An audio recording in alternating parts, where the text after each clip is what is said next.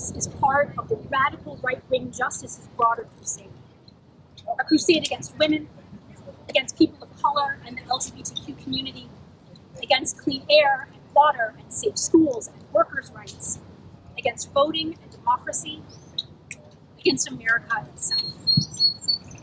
We have to stop pretending that the Supreme Court is an entity outside of politics and operates on law and reason alone when it is so clearly not.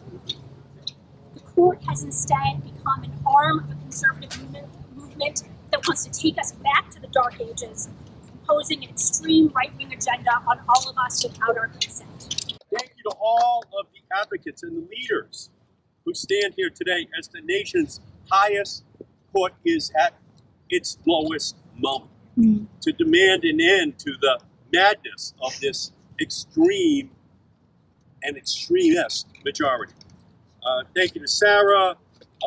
Thank you to Representative Hank Johnson, Congressman Mondia Jones, Bonnie Watson-Coleman, Mark Takano, Andy Levin, Rashida Tlaib, Jan Schakowsky, Sheila Jackson-Lee, and the many leaders from the Sunrise Movement to Indivisible and beyond who are standing with us in this fight. We all know that we're here today because a stolen Supreme Court has stolen the rights of millions of Americans, and they're just getting started. These radical right-wing justices have already undermined justice for millions of Americans, from the frontline environmental justice communities whose right to clean air has been jeopardized, to the family whose safety from the scourge of gun violence has been undermined, to the millions of women, pregnant people, LGBTQ plus communities, rural and low-income Americans, and people of color across our country whose right to abortion care and privacy has been curtailed. This isn't what the American people want. This isn't what Congress wants. It's not what the President of the United States wants. And yet this illegitimate far-right court is only just getting started in their mission to dismantle our rights, and in doing so, further dissolve public trust in the highest court itself. Ladies and gentlemen, in case you haven't heard the alarm bells clanging because you've been distracted by COVID, the pandemic, inflation, the war in Ukraine, and on and on and on the issues go, including January 6th, the insurrection. There are alarm bells that are clanging. If you listen carefully, you should be able to hear them. They herald a Supreme Court that is at crisis with itself and with our democracy. It is a Supreme Court where basic freedoms are under assault. A month ago, 5 reactionaries in robes, decided that we don't have a constitutional right to an abortion. In so doing, they showed us that they're willing to eliminate our freedom to make a decision about our own bodies. And the Dobbs-V. Jackson Women's Health decision imposes the will of 5 unelected religious extremists upon nearly 330 million people. Simply put, the Supreme Court has gone rogue. It has become a radical institution that does not reflect the will of the people. That's because for decades, Republicans made their politics about taking over the judicial branch of government. They have only won the popular vote once in the last 8 elections, yet they have appointed a supermajority currently threatening to strip you of your rights and me of mine. We need the Judiciary Act of 2021.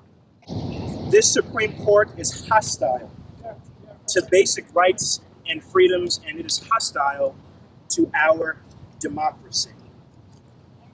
The question is, what the hell is Congress going to do about it? Congress has changed the size of the court 7 times before in our nation's history, and we must expand the court today to protect our rights and to defeat the rise of fascism in America. The Republican Party brought us this crisis, and it is up to Democrats to stop it. I implore my Democratic colleagues to help us meet this moment.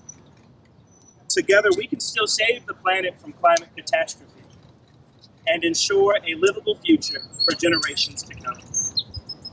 We can still protect a woman's right to choose in gun violence in America and ensure that we have a truly multiracial democracy moving forward. Even though the GOP candidates lost the popular vote in 7 of the last 8 elections, Republican presidents appointed 15 of the last 19 justices. The current court's majority was appointed by GOP presidents who lost the popular vote.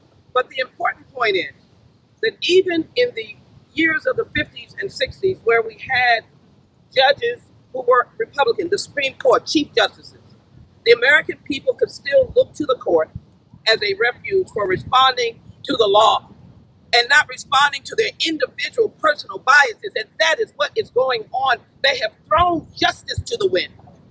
And I believe it is imperative that we right-size justice. Our democracy is hanging by a thread. I've said it before, and I'll say it again. America is supposed to be a secular democracy, not a theocracy. And the extremist right-wing majority in that court behind us isn't doing anything to protect Americans. They're advancing an egregious agenda and imposing their personal political beliefs on all of us, rather than following any mainstream interpretation of our country's laws. They are after all of us. So this is existential now for the United States of America. This court has not only turned on its head the kinds of decisions that undermine our justice system, but are against what the majority of Americans are asking for. They don't care. And so we have a chance right now to act. But it's going to take bold action. But it's not unprecedented action. The number on the court is not set in stone.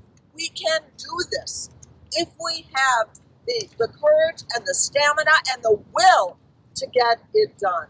I believe that we do. Too much is at stake. Everything that we care about is on the line. And I'll tell you, what I've learned over and over again, it's supporting movement organizations, those on the ground that know what is at stake, and making sure that we are an extension of what they're doing in the ground and educating the public, because that's how we got the Civil Rights Act, that's how we got the right to be able to vote, that's how we got the right to be able to organize labor, is when people in the community demand it. So we're going to stand here with the folks that have members, others that believe in what we're trying to do, which is expand the court. Again, it's incredibly important. We must continue to protect our democracy that is reflective of the majority of the American people. And right now, 6 unhinged, unelected Supreme Court justices is literally telling women they have no control over their bodies. They're telling communities like mine they don't have a right to breathe clean air, that profits come before them. My residents, I know many of our residents, they don't have another day, another year, another term, another election to wait for transformative change. This is our time. We were in control. Let's act like it. Yes. These justices do not want to serve the American people. They want to rule over us. But this is a democracy. And in a democracy, the power should rest with the people. And if we want to take back our power, we have to take back